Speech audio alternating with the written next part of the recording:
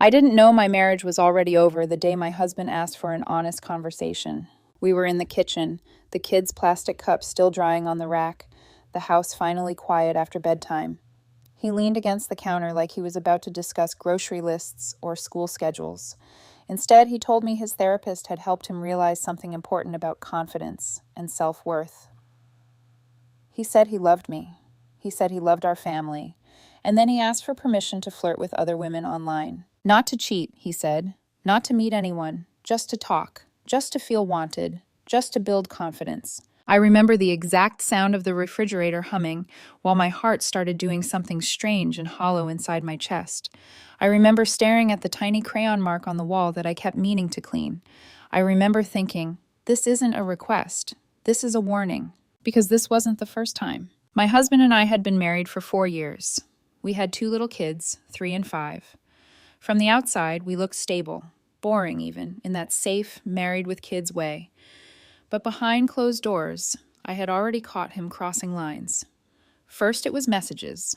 Then it was just compliments. Then it was photos that weren't meant for a married man to send or receive. Every time there were tears, promises, counseling, sworn oaths that he would never do it again.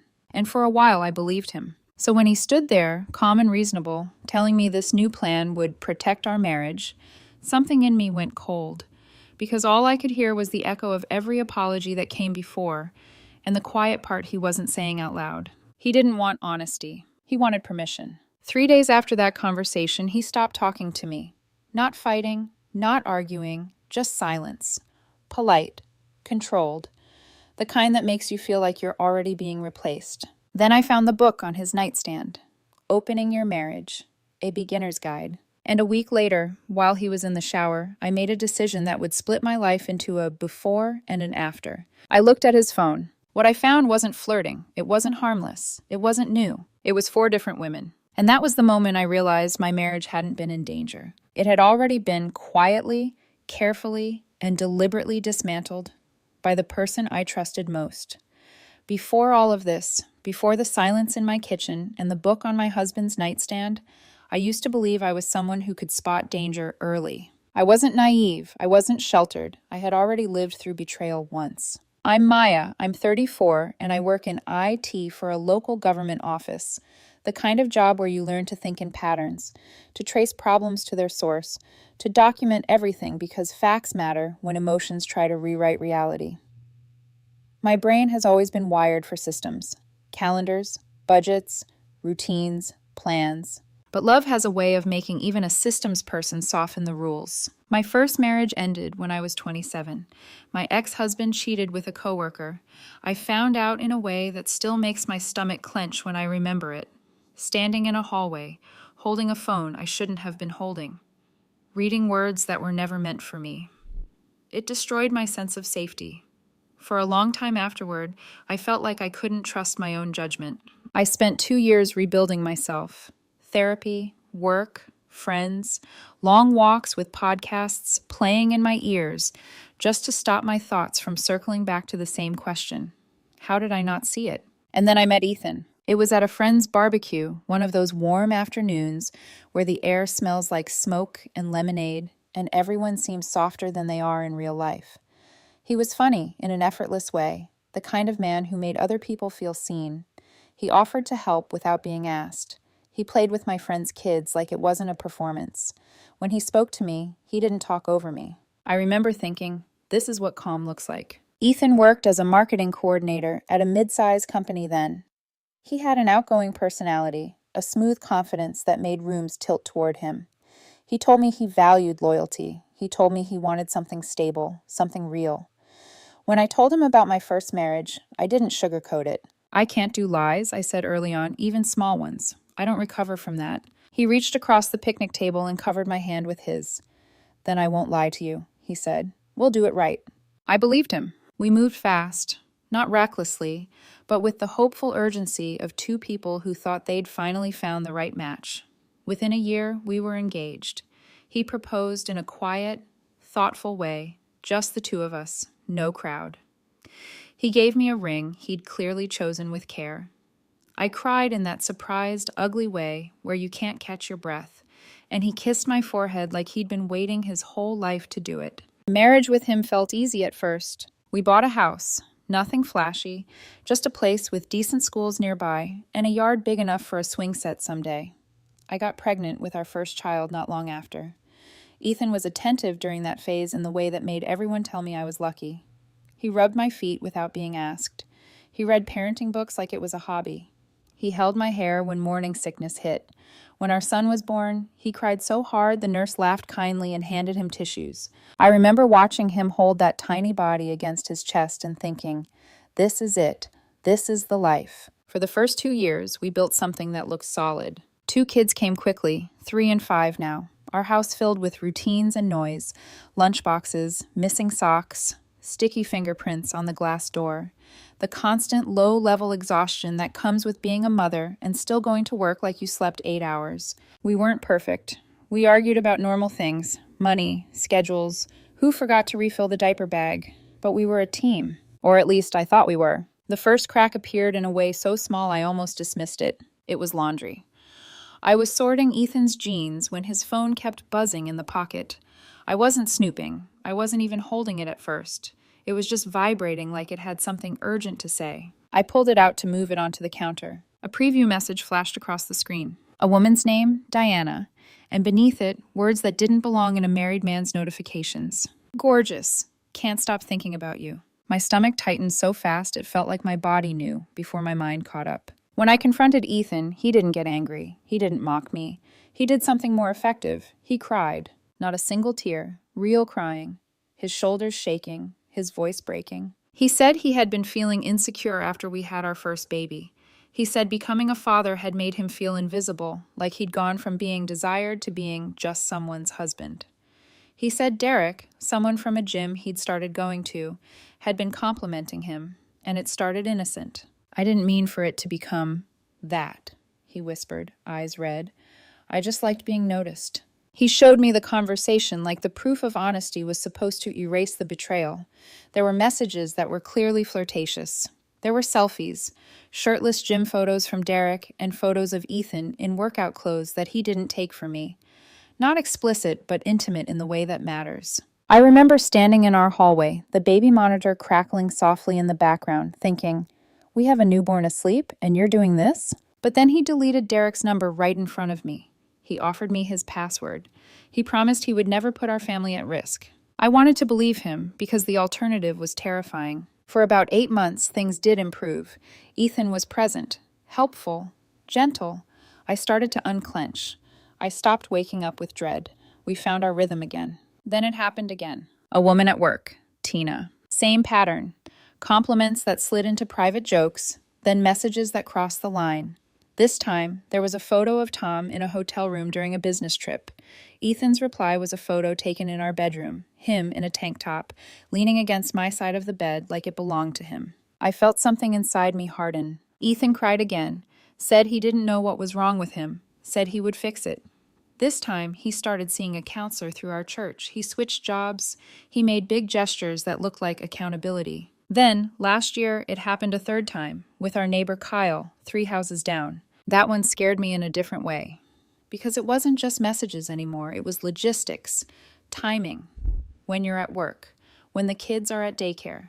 A conversation that made it clear they were planning to meet. Ethan swore they never did, swore it was fantasy, ego, stupidity, but not reality. He cried, promised, begged, said he loved me, said he was sick and needed help. After the Kyle incident, he started seeing a licensed psychologist, someone professional, twice a month, nearly a year. And for a while, it seemed like it worked. He looked steadier. He was more affectionate without being performative. He stopped locking his phone. He stopped disappearing into the garage for calls. We had our second child, and I started letting myself believe that maybe we'd survive the worst of it. Until 2 weeks ago, he stood in our kitchen and asked for a middle ground. Permission to flirt. Permission to get attention outside our marriage. And somehow he expected me to call it healing. I didn't know it then, but that request wasn't a new chapter. It was the cover story for the one he'd been writing in secret. After Ethan asked for permission to harmlessly flirt, the house didn't explode. It didn't have to. The tension moved in quietly instead. For 3 days after I told him no, He barely spoke to me unless it was about the kids. Did you pack Liam's lunch? Ava needs her shoes. I'll pick them up Friday. Polite, efficient, emotionally vacant. It was the kind of silence that makes you question yourself. One night, as I was loading the dishwasher, I said carefully, "Are we going to talk about what you asked me?" He didn't look up from his phone. "I already know how you feel," he replied flatly. "You made that clear." "That doesn't mean we're done talking." He sighed like I was the difficult one. "Maya, I was trying to be honest about something I struggle with. You shut it down immediately." I dried my hands slowly. "You've crossed boundaries 3 times already. I'm not shutting down honesty. I'm protecting what's left." He shook his head. "See, this is what I mean. Everything becomes a courtroom with you." That word stuck. Courtroom. As if asking for monogamy in a marriage was prosecution. The next few days, little things started surfacing. Small inconsistencies that felt familiar. He kept his phone face down again. He took it into the bathroom with him. He started going to the gym more frequently, just trying to clear my head. One evening, I heard him laughing softly in the garage. Not a full laugh. That restrained, low one people use when they're trying not to be overheard. When I stepped into the doorway, he immediately ended the call. "Who was that?" I asked. "Work," he replied too quickly. "You're in marketing. It's 9:30 at night." He held my gaze a second too long. "You don't trust me." It wasn't a question. I didn't answer, because the truth was complicated. I didn't trust him, but I desperately wanted to. The shift wasn't just in his behavior, it was in how he framed things. If I asked about his day, he'd say, "Why are you interrogating me?" If I glanced at his screen, he'd say, "Are we back to this?" One night, while folding laundry together, he said casually, "You know, lots of couples have flexible boundaries. It doesn't mean they love each other less." I kept folding. "We're not lots of couples," I said. He looked at me carefully. "You don't think you're a little rigid about this?" Rigid. The same word his therapist supposedly used. I felt my chest tighten. Rigid about not wanting my husband emotionally investing in other people? "You're twisting it," he replied. "It's not emotional investment, it's harmless validation." "Validation that doesn't involve me," I said quietly. He didn't respond. Instead, he picked up his phone and walked away. That's when the memories started replaying in my mind. Not the dramatic moments, but the subtle ones I had ignored. The way he'd light up slightly when his phone buzzed. The way he positioned himself when taking selfies, angles I never saw him use for me. The way he'd accuse me of overreacting when my tone was calm. I started noticing that he had begun dressing differently again. More fitted shirts, new cologne. Small upgrades that weren't for job interviews or date nights with me. And then there was something else. One afternoon, while picking up the kids from daycare, a woman I vaguely recognized from school drop-off smiled at Ethan in a way that felt practiced, familiar. He smiled back, subtle but warm. When we got into the car, I asked, "Do you know her?" He shrugged. "Just someone from pickup. Why?" "She seemed friendly." He laughed lightly. "You're imagining things." Maybe I was. But I had imagined things before, and they'd turned out to be real. That weekend, I tried to bridge the gap. "Ethan," I said one night after the kids were asleep, "if you're unhappy, tell me. Don't outsource it." He looked tired. "I'm not unhappy. I just don't want to feel trapped." The word landed heavy. "Trapped?" I repeated. "In expectations. In being the perfect husband. The perfect dad." "No one asked for perfect," I whispered. "Just faithful." He didn't argue. He didn't apologize either. Instead, he said something that would echo in my head later. "You think because you were cheated on before, that history can't repeat unless you control every variable." I stared at him. "That's not control," I said softly. "That's trauma." He didn't respond. He just turned off the lamp and lay down facing the wall. That night, I didn't sleep. Because beneath the surface of our quiet house, something was moving again.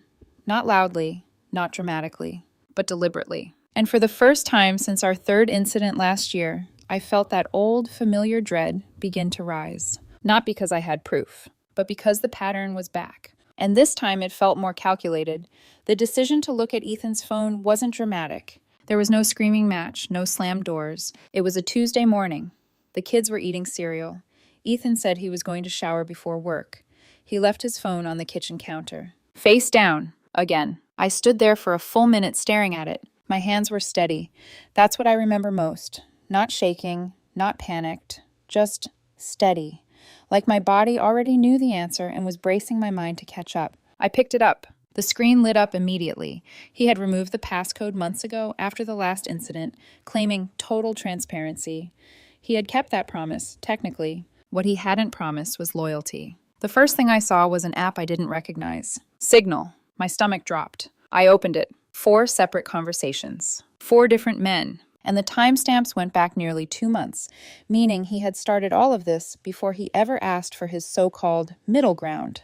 The first thread was with someone saved as Brenda. The messages weren't flirting. They were explicit, detailed, intimate in a way that didn't leave room for misunderstanding. Photos had been exchanged. Not gym selfies, not suggestive hints, full exposure. And the background of Ethan's photos wasn't our bedroom. It was the office bathroom at his job. I felt heat rise behind my eyes, but I didn't cry. I kept scrolling. The second thread was with a woman named Julia. This one was different, less physical, more strategic. Ethan had been venting about our arguments, sharing details about our sex life, telling Jake that I was rigid, controlling, unable to evolve. Jake's responses made my skin crawl. She sounds insecure. You deserve someone who understands you. When are you going to stop letting her dictate your life? My chest tightened. He wasn't just cheating. He was rewriting our marriage. The third conversation was with Christina. Lunch plans, downtown restaurants, client meetings that suddenly made sense. They had already met once. Chris kept suggesting a hotel next time. Ethan didn't say no. He said, "We'll see how this week plays out." My ears were ringing by then. But it was the fourth conversation that shattered whatever illusion I had left. The contact was saved as a single letter, M. Melissa. The messages referenced things that had already happened. Last night was incredible. I can still feel your hands.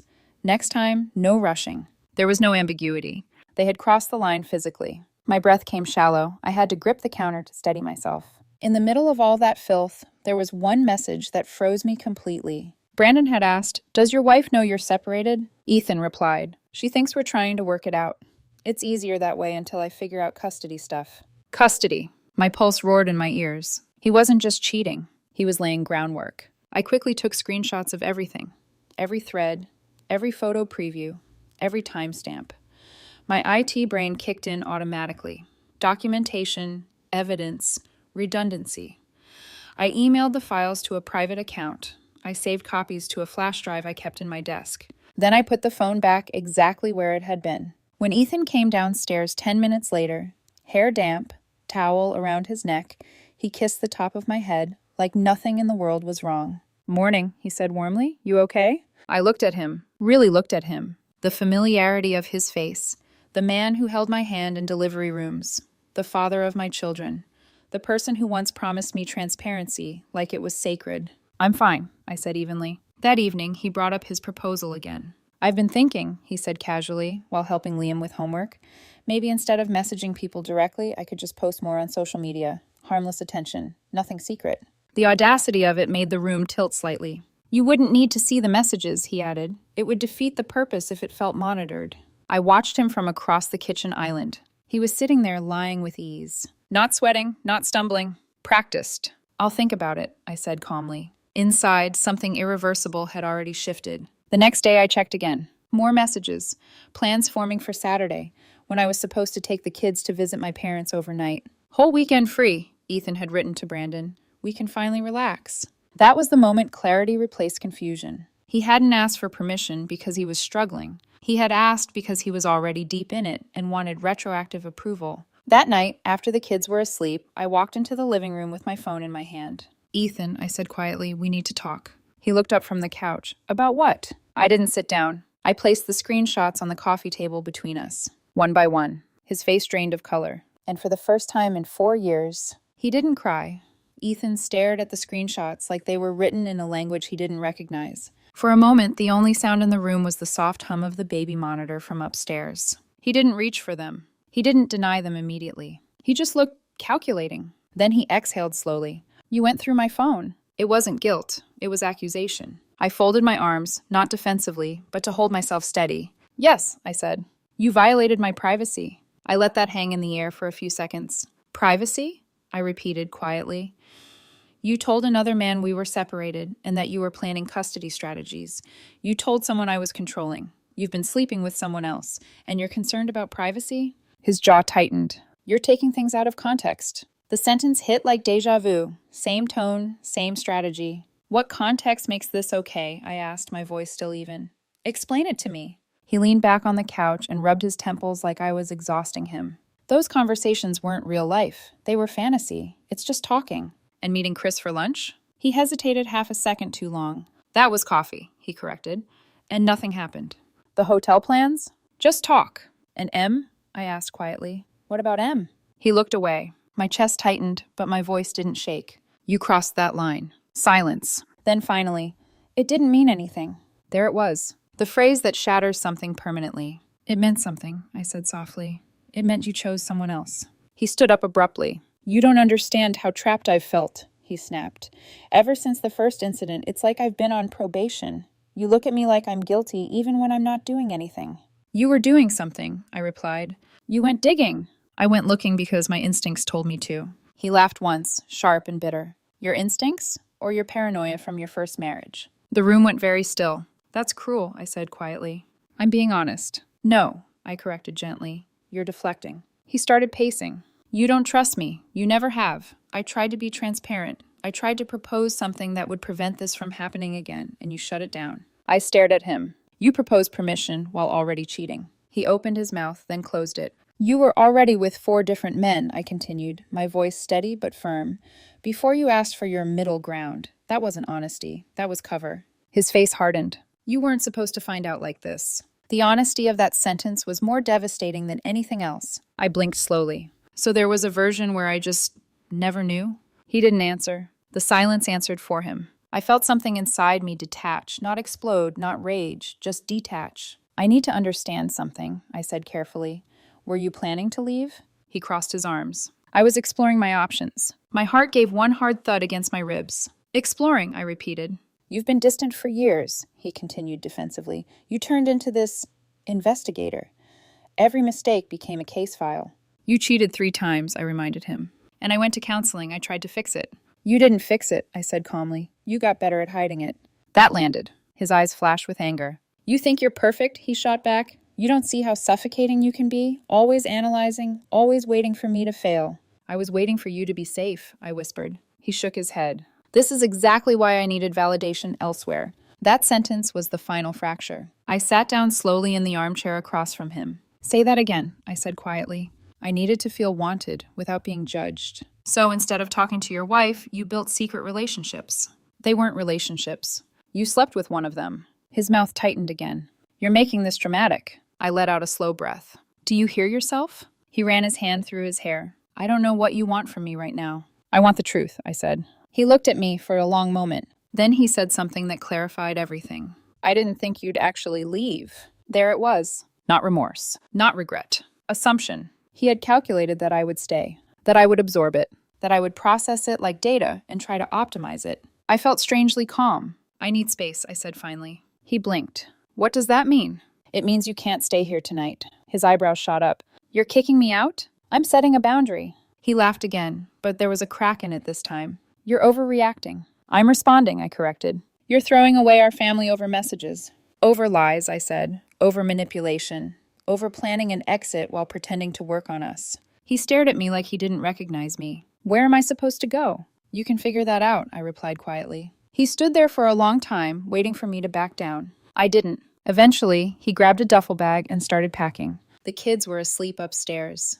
They had no idea that their parents' marriage had just shifted into something irreversible. When he walked toward the door, he paused. You're making a mistake, he said. I looked at him evenly. No, I replied. I stopped making one. The door closed behind him. The house felt impossibly quiet. I didn't cry immediately. I sat there in the dim living room, staring at the screenshot still glowing faintly on my phone screen. Then my body finally caught up to my mind. My hands began to shake. Not because I doubted my decision, but because I realized something heavier than betrayal. He hadn't been trying to fix us. He had been trying to manage me. And that kind of deception doesn't disappear with apologies. It requires strategy.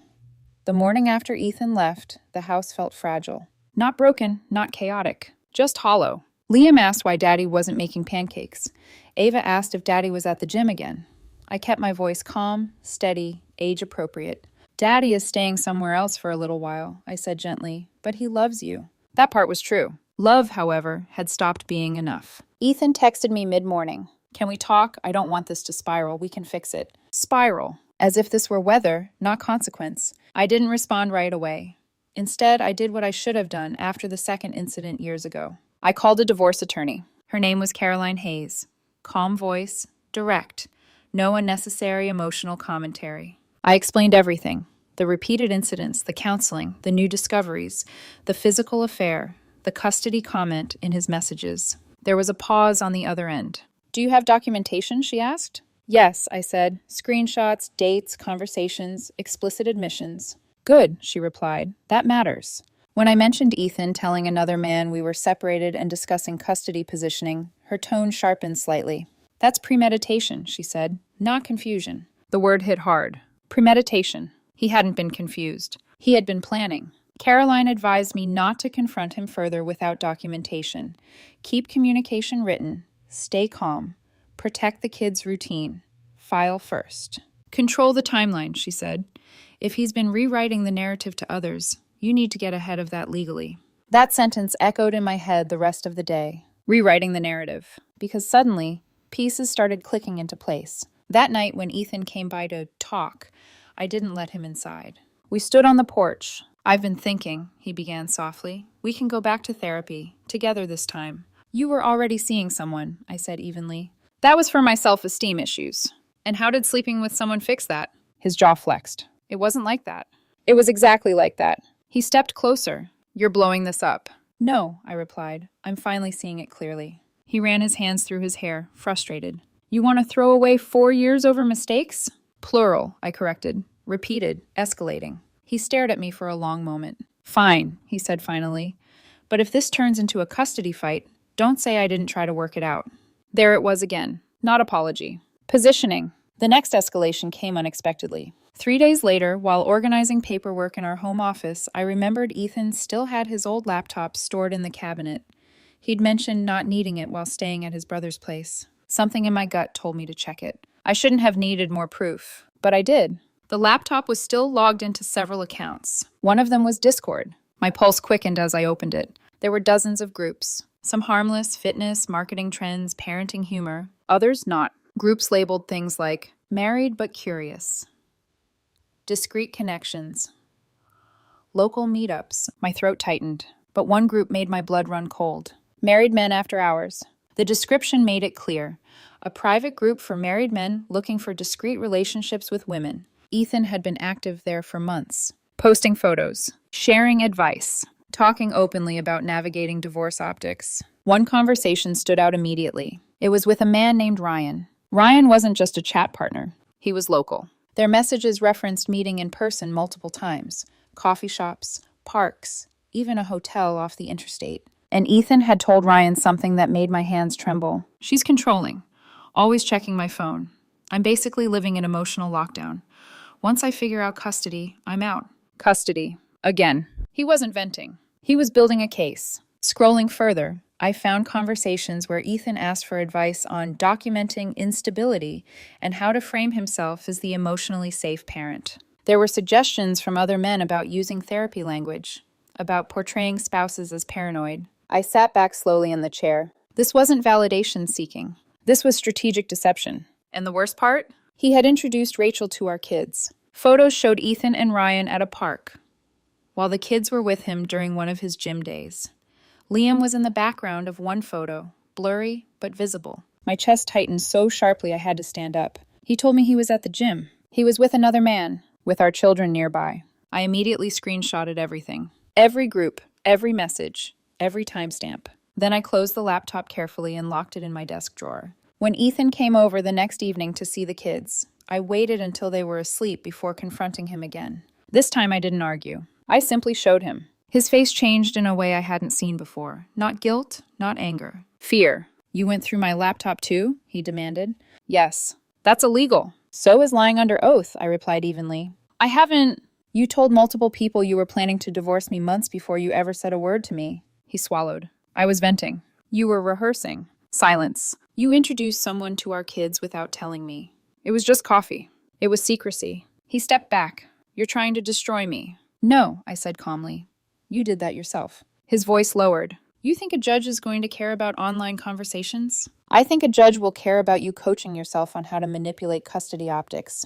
That landed. He didn't have a response. And in that moment, something fundamental shifted. This was no longer about heartbreak. It was about protection. of my children, of my reality, of the truth. The escalation wasn't loud. It was legal, strategic, and irreversible.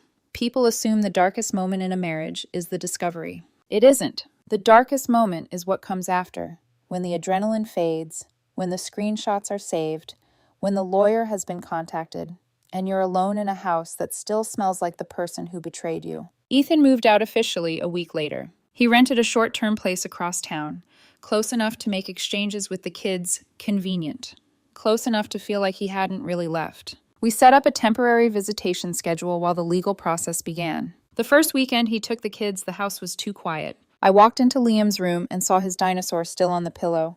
Ava's stuffed rabbit was missing because she had insisted on taking it with her. I sat on the edge of my bed and stared at the wall. For the first time since confronting him, I cried. Not loud, not dramatic. Just silent tears sliding down my face while my chest felt like it was collapsing inward. Because despite everything, I had loved him. I had defended him after Derek. I had forgiven him after Tom. I had rebuilt after Kyle. And now I was dismantling my own marriage piece by piece, intentionally. The guilt crept in quietly. What if I had been less rigid? What if I had tried harder in therapy? What if I hadn't looked at his phone? Trauma is strange. Even when you have proof, your brain tries to rewrite the pain into something you could have prevented. That night, I opened my laptop and reread the screenshots. Not to hurt myself, to ground myself. There it was in black and white. Once I figure out custody, I'm out. Not confused, not impulsive, calculated. Still, the doubt lingered. Then something happened that nearly broke me. During one of the early custody evaluation interviews, the court-appointed psychologist mentioned something casually.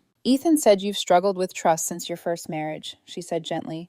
He feels you've been monitoring him obsessively. My throat tightened. He told you that? I asked carefully. Yes, she replied. He's concerned about your anxiety affecting the children. For a moment, the room felt like it tilted. Anxiety. Monitoring. He was building the narrative exactly the way he rehearsed online. When I got back to my car, my hands trembled on the steering wheel. He was not just cheating. He was weaponizing my trauma. That night, when the kids were asleep, I broke. I sat on the kitchen floor, the same kitchen where he had asked for permission. The fridge hummed behind me. And for the first time, I let myself feel the full weight of it. I gave you everything, I whispered into the empty room. The anger came in waves, not explosive, but deep and aching. I thought about every night I stayed up nursing babies while he texted other men. Every time I defended him to friends. Every counseling bill. Every second chance. I thought about the way he had stood in our living room and said I was rigid. I thought about him telling strangers I was controlling. I thought about him preparing to leave while still sleeping in our bed.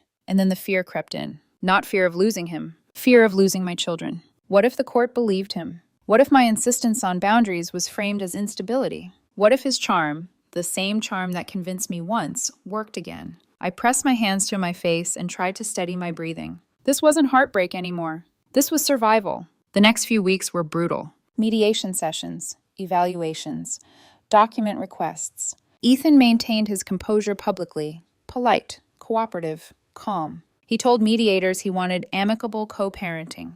He said he hoped I would heal from my past wounds. Every time he said it, it felt like a subtle dig. But the darkest moment didn't come in a courtroom. It came during one of the children's interviews. The psychologist later mentioned something concerning. Our 5-year-old had said, "Mommy doesn't like Daddy's friend Ryan." I froze. I've never spoken negatively about anyone in front of them, I said quickly. The psychologist nodded. He also said Daddy told him not to mention Ryan to you because it would make you upset. The air left my lungs. Ethan had introduced Ryan, and then coached our child to hide it. That was the moment something inside me solidified. The heartbreak burned away. What remained was clarity. He wasn't confused. He wasn't struggling with self-esteem. He was comfortable lying to his children. That realization hurt more than any affair. That night, I didn't cry. I sat at the kitchen table and opened a fresh document.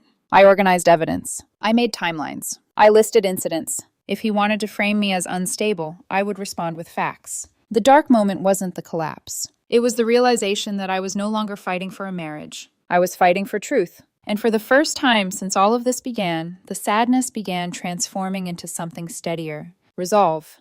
The turning point didn't come with shouting. It came with timestamps. 4 months into the custody evaluation process, I sat in a conference room across from Ethan, both of our attorneys present. The court-appointed psychologist had completed her report. The mediator had reviewed documentation from both sides. Ethan looked calm, collected, almost bored. He had maintained the same narrative since day one. I made mistakes in my marriage, he would say evenly, but I've always been a committed father. Maya's trust issues escalated after she started monitoring my devices again. Monitoring.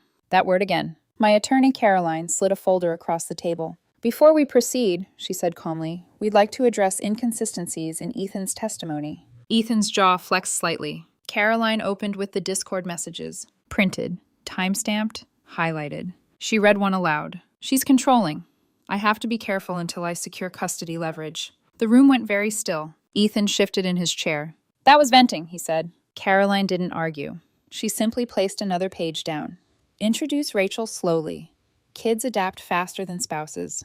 Ethan's attorney cleared his throat. That message was taken out of context. Is there a context, Caroline asked gently, where advising someone on how to integrate a new partner while concealing it from a co-parent is appropriate? Silence. Then came the depositions. Under oath, Ethan had claimed he had never introduced any romantic partners to the children. The psychologist had documented otherwise. Liam's comment about Daddy's friend Ryan had been recorded during evaluation. And then the final piece landed. Caroline placed down a printed screenshot of an apartment listing. Ethan had placed a security deposit on an apartment across town, 2 months before I asked him to leave. 2 months before the middle ground proposal. 2 months before he claimed he was trying to fix our marriage. The timestamp was undeniable. The mediator looked at him directly. Were you planning separation prior to informing your spouse? Ethan hesitated. I was exploring possibilities. Caroline leaned back calmly.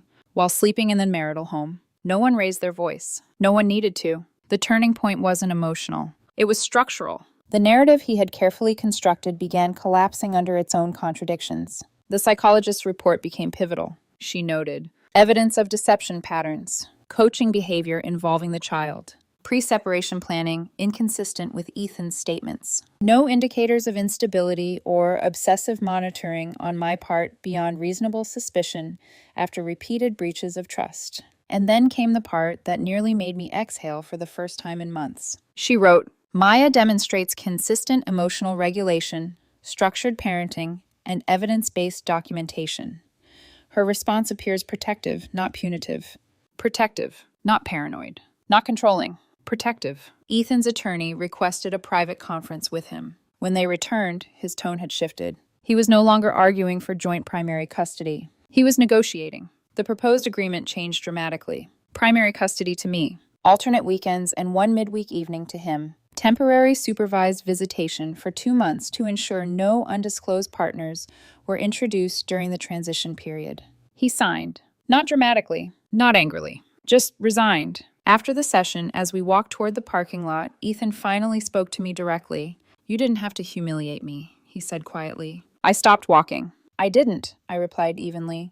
You did that yourself. He looked at me for a long moment, searching for something. Anger, maybe. Regret.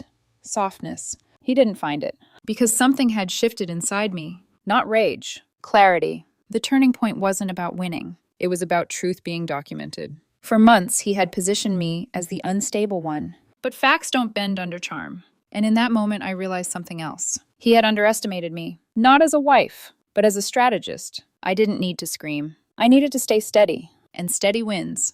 The divorce finalized quietly. No dramatic courtroom scene. No last-minute confessions. Just signatures. A stamp.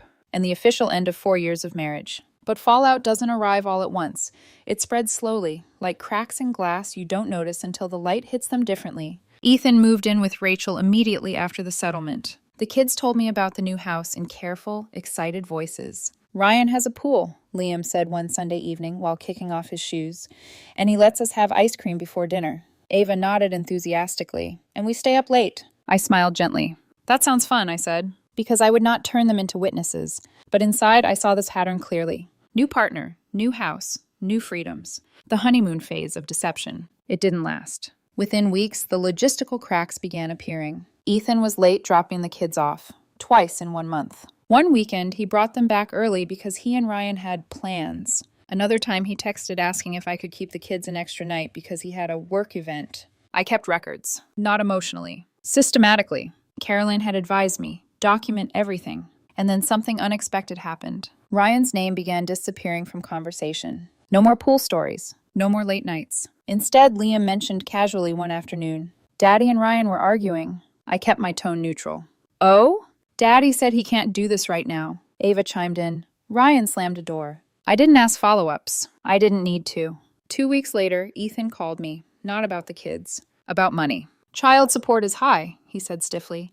My income isn't as stable as it looks on paper. You moved across town into a new place, I replied calmly. I had to, he said defensively. You pushed me out. No, I corrected gently. Your actions did. There was a long silence. I might be transferring out of state, he said finally. There it was. Exit strategy, version 2. Caroline later confirmed what I already suspected. Cross-state child support enforcement would complicate things, but not eliminate them. He had underestimated that too. Then came the final unraveling. Through mutual acquaintances, I learned that Ryan had not appreciated being misled about the timeline of Ethan's separation. Apparently, Ethan had told him we were emotionally divorced long before we actually were. Sound familiar? The same script, different audience. When Ryan realized Ethan had been sleeping in our shared bed while simultaneously planning their future, the dynamic shifted. Trust erodes quickly when deception is involved. Ethan's social media activity slowed. No more motivational quotes. No more subtle digs about toxic partners. Instead, there were vague posts about starting over. Meanwhile, our custody arrangement remained intact. Supervised visits ended after 2 months. But the documentation of his earlier dishonesty stayed on record. His charm didn't erase it. At mediation follow-ups, Ethan was less confident, less composed. He stopped using therapy language. He stopped mentioning my rigidity because the evidence had outlived the narrative. The biggest fallout, though, wasn't legal. It was relational. Several mutual friends quietly distanced themselves from him once the truth surfaced.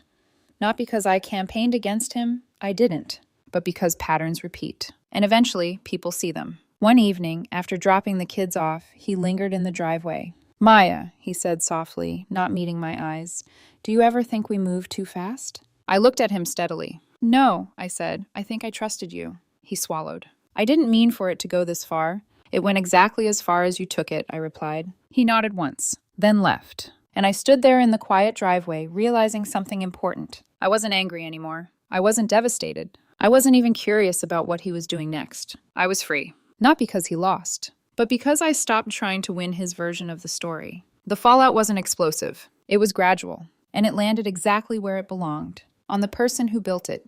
If you had told me a year ago that I would be divorced again, raising 2 children primarily on my own, and sleeping peacefully at night, I wouldn't have believed you. Because when the marriage first cracked, I thought survival meant holding it together. Now I understand something different. Sometimes survival means letting it end. The house feels different these days. Not lighter in a dramatic way, not euphoric.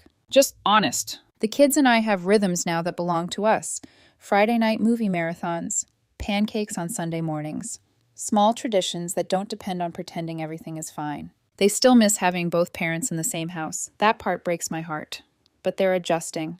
Children are more resilient than adults give them credit for, especially when at least one home is stable. I don't speak badly about Ethan in front of them. I don't need to. The truth is documented. The court record exists. The pattern exists. And most importantly, I exist. Steady, grounded, present. There are moments, of course, when the house is quiet after they've gone to his place and I walk past the photo of our wedding that I haven't yet taken down. When I remember the man who cried in a hospital room holding our first child. When I wonder whether any part of that was real. But healing isn't about rewriting history. It's about integrating it. Ethan didn't wake up one day and destroy our marriage. He chipped away at it. With small lies. With rehearsed narratives. With entitlement disguised as vulnerability. And I participated too. By forgiving before patterns changed. By believing tears meant transformation. The difference now is clarity. I don't regret leaving. I regret staying longer than my instincts allowed. If you're listening to this and wondering whether you're being too rigid, whether your boundaries are too much, whether asking for honesty makes you controlling, it doesn't. Monogamy isn't extreme in a monogamous marriage. Transparency isn't paranoia after repeated betrayal. Documentation isn't obsession when someone is rewriting your reality. I learned that trust isn't rebuilt with words. It's rebuilt with consistent behavior over time. And when behavior contradicts words repeatedly, believe the behavior. I also learned something quieter. You cannot compete with someone's desire to escape responsibility. You can only remove yourself from it. Today I'm not dating. Not because I'm bitter, but because I'm intentional. My children deserve a stable mother more than I deserve immediate romance. And I deserve to choose slowly this time. Ethan sometimes texts asking how I'm doing. I keep it civil, short, practical. We are co-parents. We are not friends. And that's enough. If there's one thing I would leave you with, it's this. You don't have to scream to be strong. You don't have to expose someone publicly to reclaim your dignity. Sometimes strength is quiet. It's saving screenshots. It's hiring a lawyer. It's staying calm when someone tries to rewrite you. It's standing in your kitchen, heart pounding, and saying, "No." That single word changed everything for me. And I would say it again.